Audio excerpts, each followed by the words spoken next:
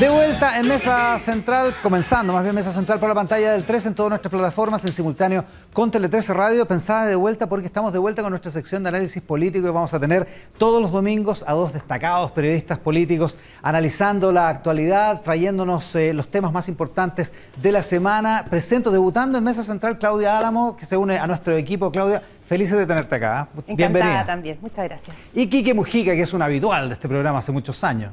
Muy buenos días. Quique, bienvenido. Saludos a Claudia, bienvenida. Muchas Y qué gracias, bueno Quique. que podamos inaugurar esta sección donde vamos, cada uno de ustedes va a traer... Nomás. Paritaria. Paritaria, como corresponde en los tiempos actuales. Como viene todo, de aquí en adelante. Comenzando con el tema de la semana para usted. ¿De qué vamos a hablar, Claudia Álamo? Bueno, una semana en la que el presidente Gabriel Boric decretó la instalación definitiva de su gobierno y de su gabinete. El foco ha estado puesto en una ciudad muy compleja respecto a temas de seguridad y violencia ciudadana. Vamos a hablar del factor Isquia Siches.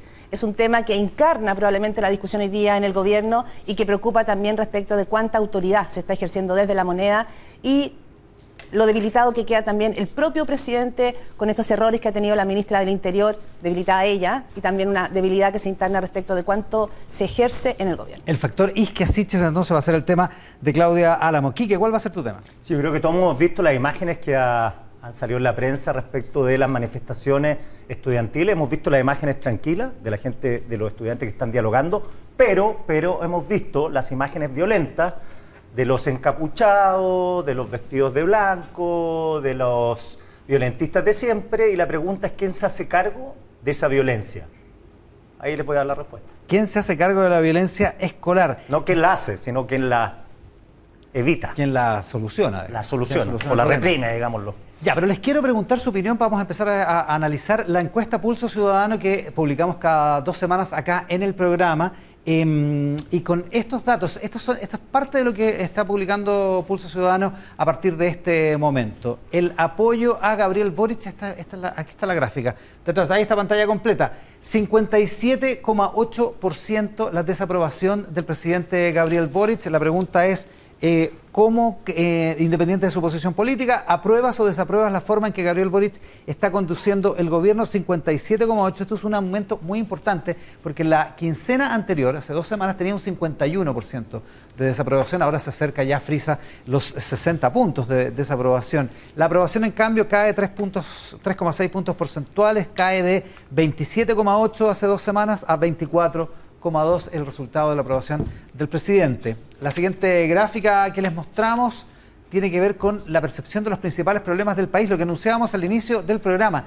La inflación se vuelve, hace 2 semanas estaba empatada con delincuencia, y la inflación se vuelve el problema más acuciante, el problema más importante, más urgente para los chilenos, superando la delincuencia, que tradicionalmente ha sido el problema principal en la opinión de la gente. Los sueldos también suben, se ubica en la tercera posición el tema de los sueldos, pero para un 42,9% la inflación es el principal problema del país. Siguiente gráfica es la encuesta Pulso Ciudadano que sometemos a esta consideración. Ahí está, cae la confianza en la Convención Constitucional, cae a un 20,1%, solo un 20,1% tiene, entonces mucha o bastante confianza en la Convención Constitucional. ¿Cómo ha ido evolucionando esta confianza en la Convención? Miren la curva. Observen esta curva donde la confianza cae en la quincena anterior de un 24,7 a un 20,1 y la poca confianza o nada de confianza aumenta hasta un 55,2 desde 52,8 hace 2 semanas, pero desde 44,6 apenas en la primera quincena de marzo. Esa es la evolución de la confianza en la Convención Constitucional. No sé si nos queda una gráfica más, me parece. Ahí estamos. La aprobación o rechazo del plebiscito de salida. Esto también es importante. Yo siempre tengo dudas con esto, Claudia, aquí, porque encuentro que estamos a mucho tiempo el plebiscito todavía. Pero 29,1, bajando 8 puntos porcentuales, un poquito más, casi 9 puntos porcentuales, la opción apruebo para quienes, con la información que tienen ahora, están decidiendo su voto. El rechazo sube a 40,5%. Miremos esa curva, es muy impresionante porque el apruebo o rechazo, no la tenemos en gráfica esa, perdón. En el apruebo o rechazo se vuelve una cuestión muy compleja para el manejo de la convención. Bueno, es bien certero lo que dices tú, porque la pregunta es si esas cifras son más bien estructurales o coyunturales. Claro. Porque muchos dicen que esas cifras son positivas, ¿en qué sentido? Que se puede revertir porque la Constitución no está escrita. Pero también viéndolo del vaso medio vacío, puede ser que, porque si la Constitución aún no está escrita y la gente no sabe muy bien de qué se trata, ya tiene una opinión de rechazo, es más negativa. Bien sobre una cuestión más estructural. Que le pongan lo que le pongan, va a decir rechazo. Les propongo que hablemos con Ramón Claudia. Sí, no, quería añadir también que aquí es muy complejo porque el rechazo ha ido subiendo consistentemente. Independientemente de las metodologías de la encuesta, hay total claridad, incluso al interior de la convención, lo decía Ricardo Montero, convencional socialista, que es coordinador del sistema político, que no hay duda de que el rechazo está siendo una amenaza real. Esto no es, como se diría, una conspiración, sino que es una amenaza real. Claro, porque hace 2 meses estaba esta idea, ¿no? Que había mucha presión mediática, en algunos casos media conspirativa, literal. Claro, y lo que se está mostrando ahora es que consistentemente, a pesar de que se esperaba que con la discusión de derechos sociales aumentara la percepción ciudadana de que esto sí iba a venir a resolver los temas de tu vida, todavía hay una encrucijada respecto de cómo se resuelve. Quizás también en estas últimas semanas Comisión Política no ha logrado cerrar su diseño. Y como dijo el vicepresidente de la Comisión, es la Comisión Política el cerebro de esta nueva Constitución. Sin el cerebro, la Constitución puede desconfigurar todo el mono y el diseño que tenía. Ahora, el tema de los derechos sociales, cortito, los derechos sociales, la falta de confianza es un espolonazo a esos derechos sociales, porque la falta de confianza puede pasar lo que te dice una conversación típica de taxista. No, si estos compadres prometen, pero no cumplen. Claro. Nos van a prometer casas, nos prometen... Escriban lo que quieran, pero... Siguen con lo mismo, pero lata a los políticos tradicionales. Sí, preguntémosle a Ramón Cavieres, que es el director ejecutivo de Activa Research, respecto de esa interpretación. Ya lo ven en pantalla. ¿Cómo está, Ramón? Buenos días. Hola, buenos días, Iván. Muchas gracias por el contacto. Estaba escuchando, ¿no? ¿Tiene asidero lo que plantea el Quique acá, en términos de que la baja de confianza impacta derechamente en la capacidad que tenga la Convención de convencer a los chilenos de las bondades de su texto constitucional? Sin lugar a dudas. El nivel de confianza que existe sobre la Convención significativamente ha ido bajando. Y eso, por supuesto, que es un impacto muy grande en la opinión y en la percepción de la ciudadanía. La ciudadanía va actuando en base a lo que va escuchando, lo que va entendiendo, las opiniones que se va conformando, toda una percepción. Y hoy en día es factible ir midiendo cuál es su posición respecto al plebiscito de salida. Y estamos viendo que en esta medición que acabamos de mostrar, hoy en día estamos a 11 puntos de diferencia. 15 días atrás habían 4 puntos de diferencia. Por lo tanto, se está acentuando una posición respecto a la percepción que tiene la ciudadanía de cómo estaría votando el 4 de septiembre. De todas maneras, no está todo dicho, digamos, respecto de esa votación, ¿no? No está todo dicho, falta bastante tiempo. Sin embargo, hay una tendencia que se va dando, que va ajustando las posiciones de las personas, y cuando además la Convención tiene bajo nivel de confianza, hay mucha crítica, en definitiva, en todos los escenarios. Pareciera que no es un trabajo fácil justamente revertir este proceso. Ahora, la situación... ¿Claudia? Sí, quería preguntarte, Ramón, porque lo comentábamos acá, las encuestas han ido sostenidamente mostrando un aumento en el rechazo. ¿Existe a tu juicio algún nuevo clima nacional que podría estar aumentando esa percepción en la ciudadanía? Mira, que hay un escenario bien complejo que además tiene que ver con el gobierno. De alguna manera la convención, el sentido de la convención, se relaciona mucho con un gobierno de transformaciones sociales. Si el gobierno además tiene bajo nivel de aprobación, el gobierno le ha costado la instalación, tiene algunos problemas de conducción política, como tú lo comentabas también respecto al Ministerio del Interior, justamente se va formando un círculo negativo y que se va retroalimentando. Por lo tanto, el escenario de que un gobierno esté mal evaluado, que un gobierno se relacione justamente con los cambios que pretende la Convención, le juega en contra justamente al escenario que se puede estar dando.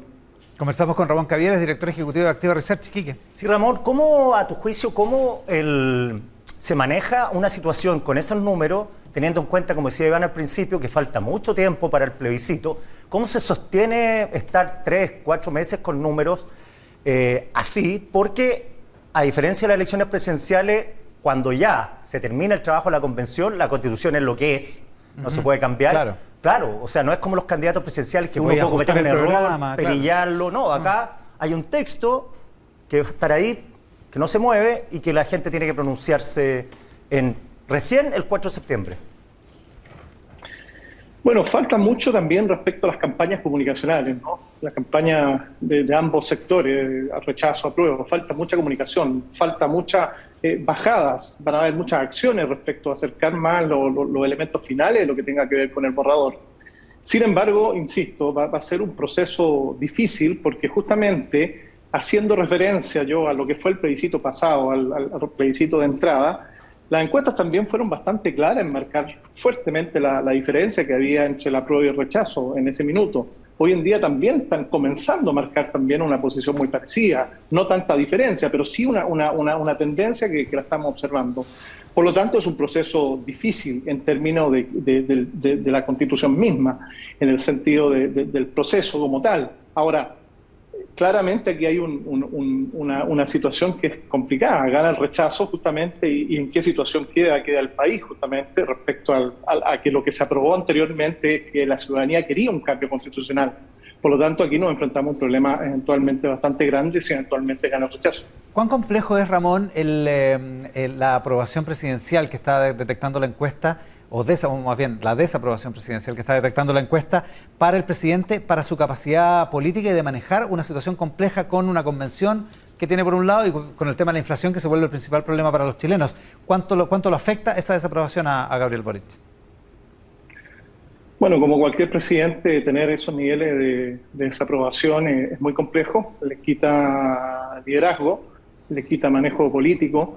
Pero por sobre todo hoy día yo creo que el gobierno tiene un problema bastante fuerte que tiene que ver con la conducción política del Ministerio del Interior.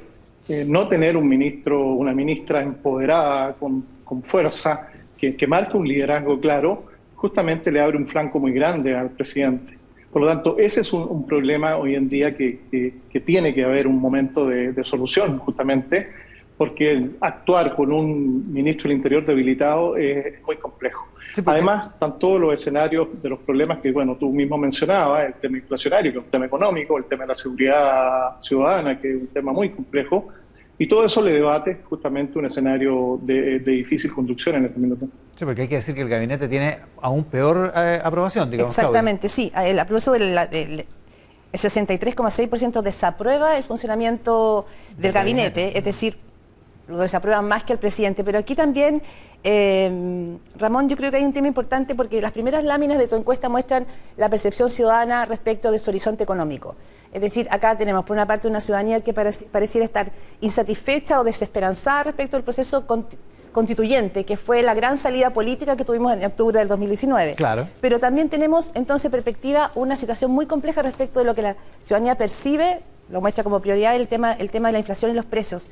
¿Cuánto puede impactar un escenario político complejo con temas, como tú dices, de una débil conducción política desde la moneda, con una percepción ciudadana de que aquí el horizonte económico podemos estar peor, mucho peor, es lo que dicen algunas láminas de tu encuesta? Sí, te agrego que la inflación es sinónimo de comida cara. Exacto. Sí, literal. Esa es la línea. En este caso, literal. Claro, precios de alimentos. Claro, precio de alimentos. ¿Ramón?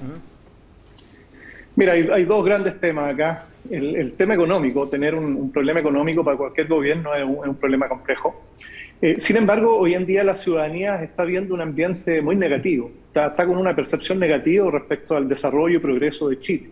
De hecho, una de las preguntas que hacemos justamente tiene que ver con cómo percibe que está progresando o no progresando el país, y claramente hoy día se inclina por la mayor percepción de que hay un retroceso.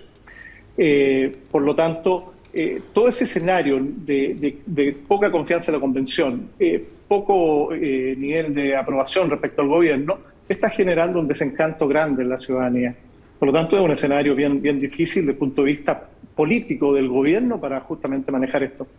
O sea, si fuera tu consejo, si es que vale la expresión, digamos, lo que necesita el gobierno de alguna manera es retomar el control político del país para enfrentar estas incertidumbres que están dadas por la convención por un lado y por el alza de los precios, particularmente de los alimentos, por otro lado, que genera esta situación media convulsa, digamos. Eso pasa por un empoderamiento de alguna manera, con un cambio, como sea, del gabinete presidencial? Absolutamente. Falta por una definición ya de una agenda, tomar control de agenda política, como se define, y acá hay grandes temas que también se tienen que liderar, que es el tema de las pensiones, que es el tema de la reforma tributaria, y también ya liderar definitivamente el tema de la delincuencia y tomar foco justamente en los temas de elementos económicos. Y eso todo es más allá de los ministros sectoriales, eso también implica un foco y una conducción política importante. Da la impresión de que el gobierno tenía la expectativa, de hecho lo dice el presidente en su entrevista de hoy en La Tercera, la expectativa de que iba a tener más tiempo para instalar estos temas, estos diálogos sociales en lo tributario, en lo previsional, y da la impresión de que la gente no le dio ese tiempo, Ramón, ¿no? No es solamente en Chile, en todas partes del mundo hoy día las exigencias, las expectativas son muy prontas. Esto es un escenario que tiene que ver con la dinámica que tiene hoy día la vida. La gente requiere soluciones al día, pronto, y eso se genera justamente con un problema de expectativas, justamente que generó también el gobierno de Gabriel Boric. Por lo tanto, las necesidades son ahora. Piensa también que, por ejemplo, en pensiones, ¿cuánto tiempo la gente percibe que llevamos discutiendo el tema? O sea, y no es reinventar la rueda, las opciones no son infinitas, claro. Son finitas. Es decir, ahí, en vez de decir qué valioso puede ser el diálogo, la cuestión es ya, pues háganla, pues sigan conversando, van a seguir conversando toda la vida. Claro, desde que estalló el problema son por lo menos 7 años. Ramón Cavieres, director ejecutivo de Activa Research, sobre la encuesta Pulso Ciudadano que hemos publicado en esta edición de Mesa Central. Ramón, muchísimas gracias por la gentileza de estar con nosotros hoy día. Gracias a ustedes, buenas tardes, Gracias. que estén muy bien, ¿eh? Dice buenas tardes, Ramón, porque está en otro horario, en otro uso horario, está en Glasgow. Ya. Claudia Álamo, el factor Ischia, ya que lo menciona como tan relevante Ramón Cavieres. Es que es muy relevante. Y es muy relevante porque incluso la encuesta nos muestra que primer tema de preocupación ciudadana es inflación y alza de precios, lo que hemos hablado, y segundo es delincuencia. Es decir, panorama económico, panorama político. Esos son los y fundamentalmente lo político es la conducción, ejercer autoridad frente a situaciones que vamos a conversar además, ¿no es cierto?, sobre violencia en los colegios. Esta semana es una semana con un balance difícil para el gobierno. Lo que pasó en Araucanía, ¿no es cierto?, claro, con 40 encapuchados que entraron ahí a Los Álamos y quemaron 33 maquinarias. Hay imágenes de personas en una camioneta roja con fusiles de largo alcance, o sea, estamos hablando de armamento mayor. Sí. Desde el año 97 no veíamos un atentado de estas características. La violencia en los liceos, en los colegios que tú señalas, Quique, volvieron los overoles blancos, o sea, el nivel de agresividad que hemos visto en la calle, le han pegado a un rector, ¿no es cierto?, al rector o ex rector del INBA, no tengo muy claro si sigue siendo o no. Sí, no está muy claro. No está muy claro, ojo ahí. Sigue con licencia, aparentemente. Exactamente, que él mismo explicaba un poco el diagnóstico de esto. Súmale la seguridad ciudadana. Tuvimos esta semana, vimos un asalto con un auto más de 5 minutos instalado en el barrio del Golf, entrando a una tienda y sacando. O sea, hay una sensación ciudadana respecto a la violencia muy compleja. Y ahí el tema del orden en Chile tiene nombre y apellido, Ministerio del Interior. Y el Ministerio del Interior hoy día está liderado por una ministra que se ha debilitado, que ha cometido errores comunicacionales y errores políticos, que es el gran dolor de cabeza que hay en el gobierno. Lo que vimos el martes del presidente sentando a su lado a Ischia Siches en la reunión del comité ampliado fue un guiño y un espaldarazo potente que tomó el presidente, y lo dice como tú recordabas en la entrevista de La Tercera Vía, que habla mucho de ella, tomó la decisión de apuntalarla. Y no es solamente porque no quiere hacer un cambio de gabinete a menos de 2 meses de haber asumido, que ya es una derrota política. El ministro que menos duró creo que fue Andrés Saldívar. Siempre se habla de Germán Correa. Germán Correa, duró menos. 3 meses duró. Duró menos, mira, no me acordaba. 3 meses. Como ¿Sí? ministro del Interior de Michelle Bachelet. Uno. Claro. 3 meses, claro. Es decir, los pingüinos terminan votando. Exacto. Sí. Entonces, no tiene solamente un problema respecto de que sales muy debilitado, sino que acá hay algo más profundo. Es la apuesta personal del presidente Gabriel Boric por poner por primera vez en la historia una mujer en Interior y una mujer independiente. Y esto que fue el gran capital político de Ischia Siches, hoy es su máxima debilidad. Claro, que es todo lo contrario de lo que le pasaba a Bachelet con Andrés Saldívar. Exacto. No era una apuesta personal de ella. No era una apuesta personal. Pero en este caso para el presidente es eso. Es lo que cristalizó, porque todos sabíamos que Camila Vallejo y Giorgio Jackson iban a estar, han sido parte de su núcleo duro, son una camada, ¿no es cierto?, que caminaba juntos en las calles, pero Ischia se sumó con mucho capital político en la segunda vuelta. ¿Qué se ve y qué se analiza hoy en La Moneda según pude reportear? esto es una apuesta personal del presidente. Sacarla sería debilitar a un gobierno que, según se dice en la moneda y reconocen, es criticado por ser liviano. Mucha gente lo critica porque lo ve liviano, poco denso, poco rugoso, y por lo tanto es asumir la crítica de la inexperiencia que muchos sectores están levantando hoy día. Segundo, porque esa derrota cultural, generacional, podría instalarse... Que es la salida de Isquia. Isquia no solo sale ella de una derrota solo política. Tira el mantel. Claro. ¿Cachai? Tira el mantel de lo que podría ser toda una generación. Y la segunda pregunta es, ¿por quién? ¿Quién reemplaza? ¿Por quién la reemplaza? ¿Qué figura del Frente Amplio tienes con que sea claramente una figura de poder y que ejerza la autoridad que el gobierno sabe que necesita reforzar en este momento? Y ahí la pregunta queda en el vacío. Porque no es Camila Vallejo. No está claro, se habla de Giorgio Jackson, pero claro, podría cumplir los requisitos Camila Vallejo en términos de ser mujer y coetánea, generacionalmente. Exacto. Pero no sabe. Y lo otro que el presidente ha dicho, entiendo, y lo sé por dos lados, por la moneda y por su mundo político, ¿ya? Que él no quiere poner en ese cargo a alguien que sí podría tener el tonelaje y la experiencia, es decir, a alguien de la exconcertación, que hay sí varios cargos que Carlos Montes, por ejemplo. Montes claro, o alguna otra figura. Hay algunos que dicen que está dentro del gabinete de la solución por la vía de Montes, pero claro, pero eso es la concertación, claro, en un sentido. En un sentido, pero eso sí que sería la derrota máxima para una figura como Boric, que termine en el lugar central, ¿no es cierto?, de su gobierno, una figura que es la generación anterior. Ellos se constituyeron increpando a esa generación. Claro. Entonces ahí está muy... Ya con Marcel tiene las dosis suficientes de concertación. Exacto. Sin embargo, hay conciencia total en el gobierno de que se está haciendo una apuesta no solo de Boric, esto no es una apuesta solo del presidente, es una apuesta del conjunto, al menos del comité político, de apalancar a Isquia Siche, reforzarla, y para eso no solo fue el espaldarazo del presidente, y con esto termino, sino que también ya se conformó una red de asesores políticos, especialmente para tener vínculo con la agenda legislativa y el Congreso, porque ella no tiene red política, no solo no tiene un partido que te apuntale, que en el interior no recuerdo otro ministro que no tuviera partido. No, pues es difícil pensarlo, sí. Sí, es verdad. O sea, que tú tienes que tener un sustento político para poder generar autoridad y ordenar.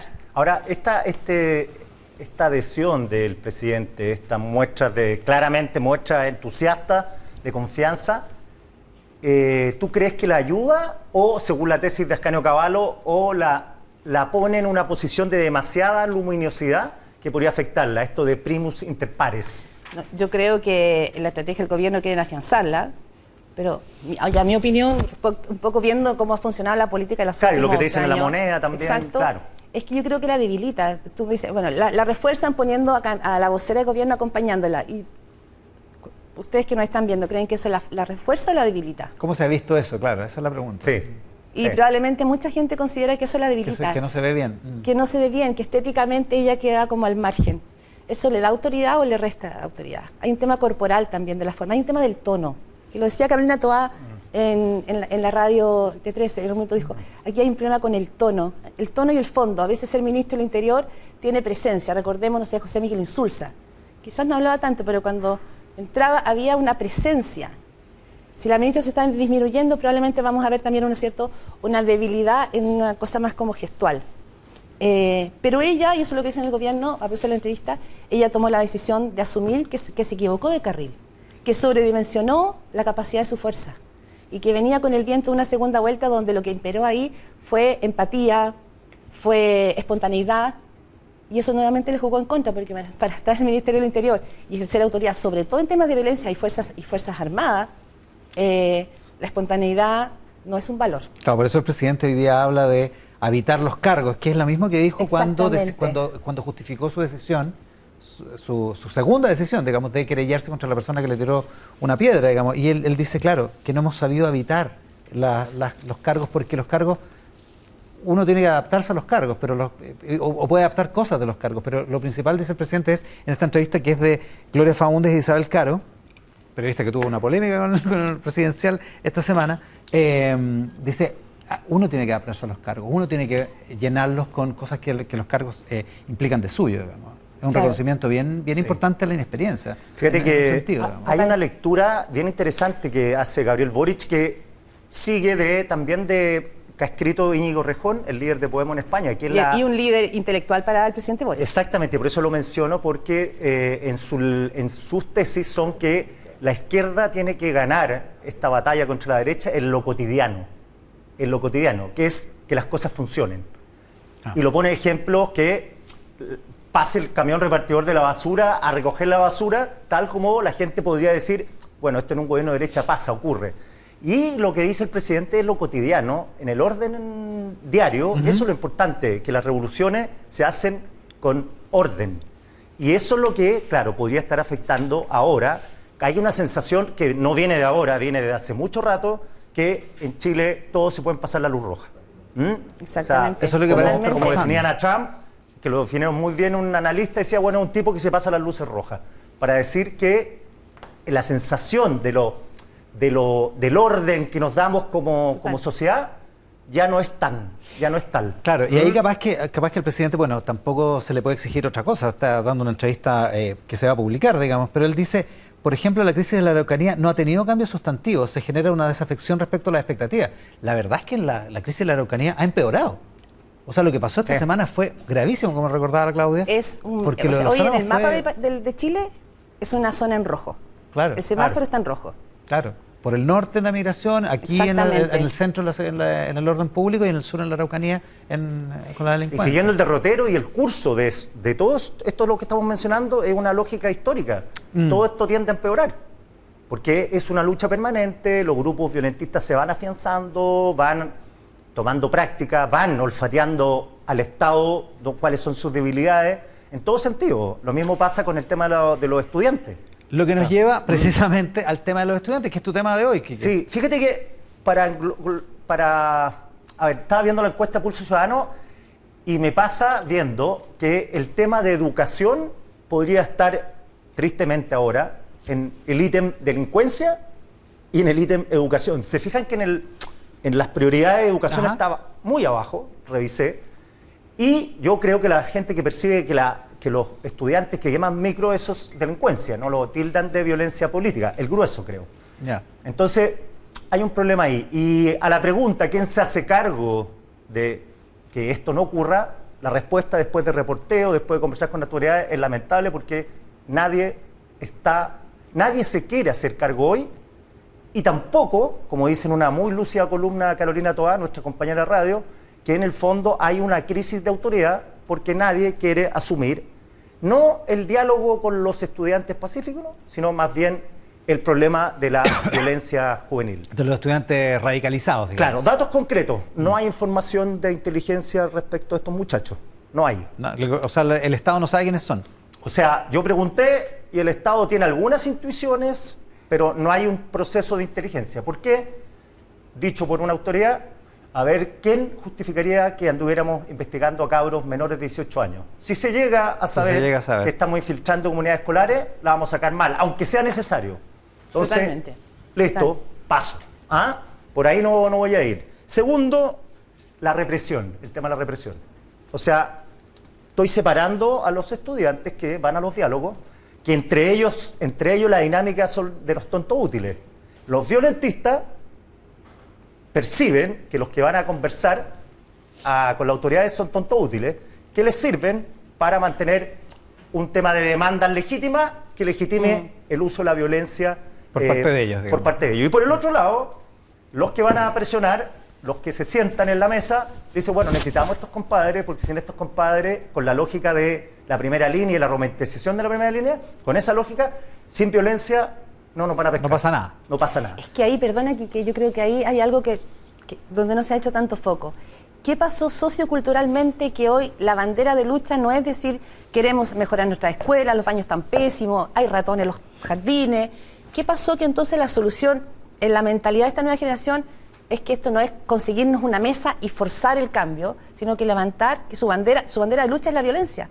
¿Qué pasó que la convicción quedó en que solo si el fuego está presente yo puedo alcanzar algo? Te doy un dato empírico.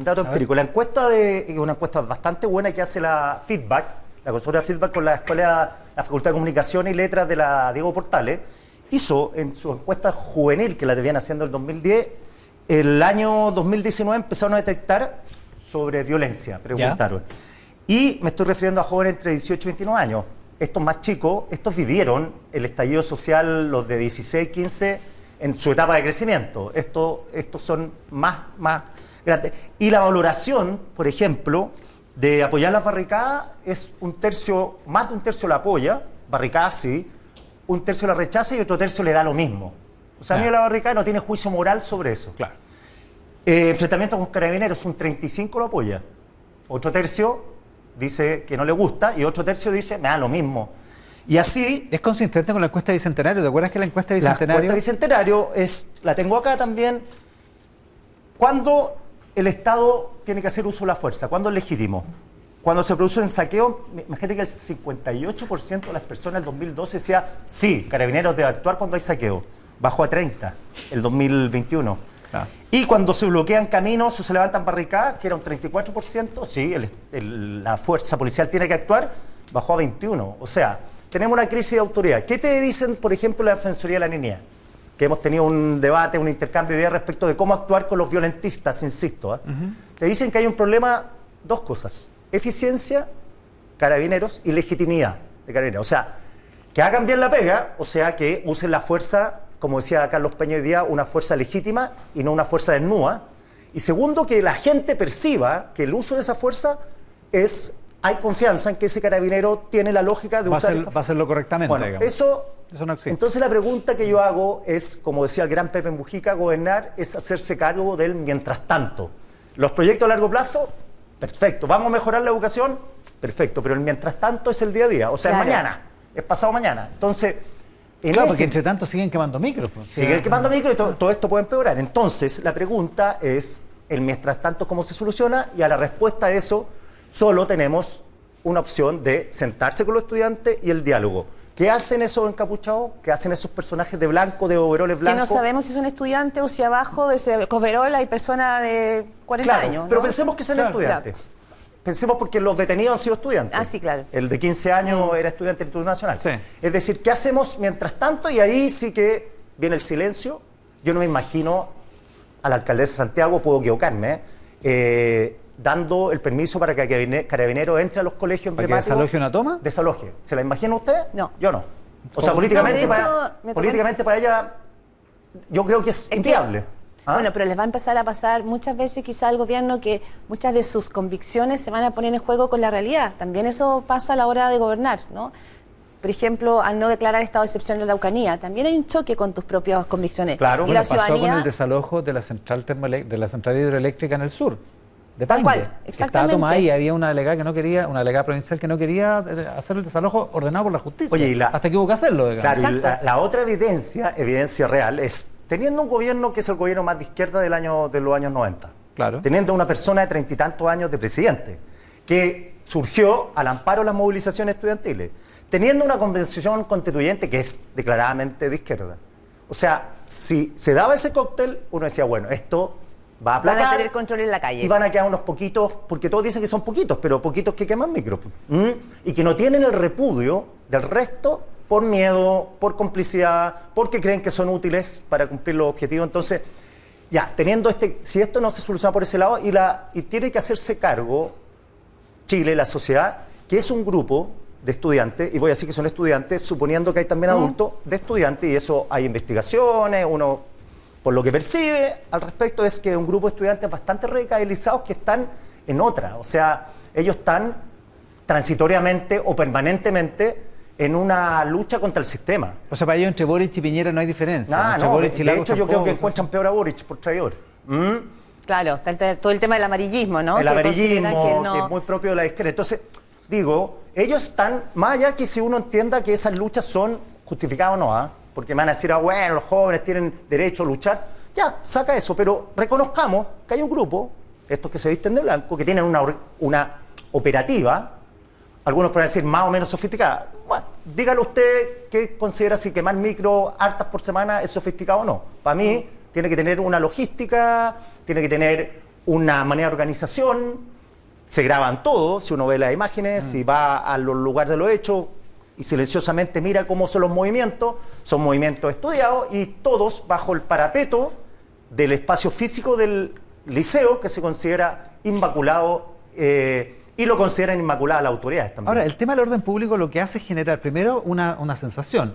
Todos reaccionamos cuando vemos la imagen de la micro quemándose y cuando estalla. O sea, Es que el fuego se convirtió en un símbolo. Sí, claro, Eso y es muy nos complejo. pasa algo. ¿verdad? sobre todo en Chile, pero también sí, no, en tiene, todas partes. pero también tiene el orden público una expresión práctica, digamos, que se vio el día 27, el día del aniversario de Carabineros, que hubo protestas en la Alameda en la tarde, que fueron sorpresivas para mi gusto, y donde había gente que se volcó al metro porque empezaron los desvíos, no sé qué. Entonces el metro se colapsó y entonces gente que venía volviendo a su trabajo empieza a tener que hacer una fila para entrar a una estación de metro y entonces se hace más largo el camino y eso ya es un efecto práctico de esta En lo cotidiano. desorden, En lo decías tú. cotidiano, sí. Es la irritación en tu cotidiano. Claro, y pasa en lo cotidiano con todas las personas que sacaron a sus hijos del Instituto Nacional cuando era una Exacto. fiesta permanente de desórdenes. Y esa gente decidió, y yo conozco varios que decidieron salirse con todo el pesar, además por lo que le había costado entrar, decir, ¿sabes que la verdad en lo cotidiano esto ya no da? O sea, no da. Entonces ahí se vuelve un problema político de otra entidad, ya no es solo una sensación Por eso como, yo creo como que térmica, el factor digamos. Isca no por ella, por lo que cristaliza el cargo respecto del ejercicio de la autoridad y que el gobierno sabe que lo carece, que lo tiene que reforzar, tiene que ver con esto, con que finalmente ¿quién es la persona que da la baraja y que a la ciudadanía en su cotidiano le da la sensación de que aquí hay un orden, aquí hay un control del orden público Y que hay un plan. y que hay un plan? Que hay un plan, porque... Y claro, y es que esa es la conclusión de tu reporteo, que es que nadie tiene un plan. No, nadie tiene un plan. En Y el tema de la violencia escolar. Incluso el plan, que eso debería ser en las prioridades de hace mucho rato y que el gobierno Bachelet, porque yo conversé con la Valentina Quiroga, que yo dije que no se había hecho cargo de los secundarios, y me mandó una lista de lo que habían hecho y de verdad hicieron bastante porque estaba sesgado yo por el tema de los universitarios, que se apropiaron de la agenda. Pero en el tema acá es resolver los problemas de infraestructura de los colegios ahora ya. Piense que esto de 10.000 millones, yo hablé con el subsecretario el viernes de Educación, ¿Ya? y los 10.000 millones, él me contó, Ramón Ulloa me contó que arreglar ¿te acuerdas de ese colegio Coronel que fue como el símbolo del pingüino que le decían el colegio piscina porque se inundaba? Porque se inundaba Sí, sí, sí. entero, Ya, sí. ese colegio, solo ese colegio en Coronel costó 1.500 millones de pesos arreglarlo. El presupuesto 10.000 millones. Bueno, y según la Iracy Hasler, lo que están pidiendo en el Instituto Nacional cuesta 3.500 millones. Solo lo del Instituto Nacional. A eso voy. Que Sí, pues. el subsecretario me dijo que arreglar un colegio de verdad cuesta como 10.000 millones. Y hay 10.000 millones. Hay 10.000 millones para todos los colegios. Entonces, no es la solución. Y lo digo quizás con la cándida esperanza que cuando se solucionen los problemas de verdad, estos personajes que aprovechan los problemas para implantar la violencia como forma de solución, queden más bien aislados. Porque ahora, insisto, son vistos con desdén con algunos alumnos, con Desinterés, incluso, desafección. o están haciendo la pega para que nosotros podamos negociar mejor. Ya, estamos en el tiempo de la Solo mesa quería de cerrar, análisis. ¿Sí, Claudia? eso, a propósito del tema, en este caso hay mucha preocupación en el gobierno por mañana lunes. Ya está anunciado un paro de camioneros nuevamente, de personas de la macro zona sur pidiendo nuevamente seguridad. Sí, porque Puede están que- pidiendo estado de excepción o algo, o Exactamente. alguna medida concreta, digamos. El gobierno, Bueno, justo te iba a preguntar eso. Proyectemos la semana a partir de sí, del el gobierno, tema. el gobierno por una convicción tiene descartado, ha existido desde el comienzo, digamos, de que no van a presentar un estado de excepción. Pero sí entiendo que al menos se rumoreaba, al menos se discutía el día jueves por la tarde, después de una reunión del gobierno con las bancadas, se discutía si podrían haber algunas otras fórmulas que encontrar para declarar un estado de alerta. ¿Ustedes recuerdan? Algunas cosas intermedias. O sea que en el fondo tú puedes sacar a los militares igual, pero para defender infraestructura crítica. Claro, que eso se usó en el estallido social. En la segunda parte. Exacto. Cuando se dijo Para solo eso los habría militares que van a enviar un proyecto de ley, ¿ya? Y defender infraestructura crítica en este caso sería para tener liberadas las carreteras. Esa es una gran preocupación que hay en el gobierno respecto de lo que se viene mañana. No sé si esa decisión respecto de un estado de alerta está tomada, pero sí fue conversada en los sectores del oficialismo durante el jueves de la tarde. Entonces, hay que estar atentos probablemente a qué tipo de señales, porque la preocupación hoy día, en términos reales y simbólicos, y lo dice el presidente también en la entrevista, ¿no es cierto?, que no puede suceder que una ambulancia no pase, es que se instale ahí un nuevo foco. ¿Por qué? Porque hay conciencia total en el gobierno de que lo que se demostró la semana pasada, los grandes gremios no estaban, por lo tanto no se ha demostrado toda la fuerza. Claro. Fueron pequeños grupos. Entonces, atentos con el tema. ensayo. Y que te bloquearon, Exacto. claro, y que te bloquearon Y que la te principal bloquearon, carretera del exacto. país. Pero Y lo mismo- todavía no hay un sí. despliegue total. Y lo mismo decía Carolina Tobán en su columna respecto a los estudiantes. ¿Ah? Muchas veces esto son pruebas para un paro general, de Exactamente. secundario. Son ensayos, digamos. Un ensayo, claro, que Para siempre tener- son los para- emblemáticos. A para el propósito agua. de eso, ¿qué puede pasar esta semana en el Mira, tema? yo creo que el gobierno va a tener que hacerse cargo ya con, no apelando, no el gobierno, al Estado, para hacerlo más importante. Me refiero a la alcaldesa, a todos los involucrados en esto, de hacerse cargo de la violencia en respecto de cómo se soluciona en el corto plazo, en el mientras tanto que decía Pepe Mujica. Entonces, fíjate que pasó en la encuesta bicentenario que tú mencionabas, el 2021 pasó con una pregunta que es bien indicadora de los grados de violencia que percibe Chile, los chilenos. Y era una pregunta que la hicieron en el año 1970. Edgardo Amuy, ¿Ya? el rey de la encuesta y el padre de la encuesta en Chile, preguntaron en el año 70 en un estudio de opinión pública, los primeros que se hicieron sobre los grados de violencia en el país, 1970. Y la percepción de que hay mucha violencia en el país, ojo con eso, y que hay que hacerse cargo porque puede destruir todo, el año 70 era el 52% de los chilenos pensaba que había Que había mucha violencia. 2021 el 64%. Imagínate. O sea, Estamos- 12 puntos más que en los años 70, que sabemos Que que la terminó violencia esa cosa. política, claro, de otra entidad. Y ahora sí, solo para cerrar, a propósito de la violencia, nosotros estamos constatando situaciones que son visibles, porque te digo, hay un icono, hay como imágenes que son acelerantes, pero no estamos registrando la sensación cotidiana de violencia de las personas que ya no solo viven en lugares marginales, gente que está viviendo en Ñuñoa, que hay portonazos, la sensación de inseguridad de cada uno de los habitantes de Chile. De esa violencia sabemos que existe, pero no sabemos cómo repercute en su cotidiano también, ¿no? Y Así es. todo Ni en sus opiniones políticas, ni y en todo este eso. menú Claro. está siendo un momento complejo. Complejo, por decirlo menos. Por decirlo menos. Mesa de análisis, mesa de periodistas con Claudia Álamo, con gustazo. Quique Mujica, en Mesa Central por la pantalla del 13, en simultáneo con Tele 13 Radio y en todas nuestras plataformas. Una pausa y estamos de vuelta. Hablamos con Josep Borrell, el encargado de exteriores de la Unión Europea al regreso, y así está la marcha en la Alameda por el Día del Trabajador y la Trabajadora. La pausa y volvemos.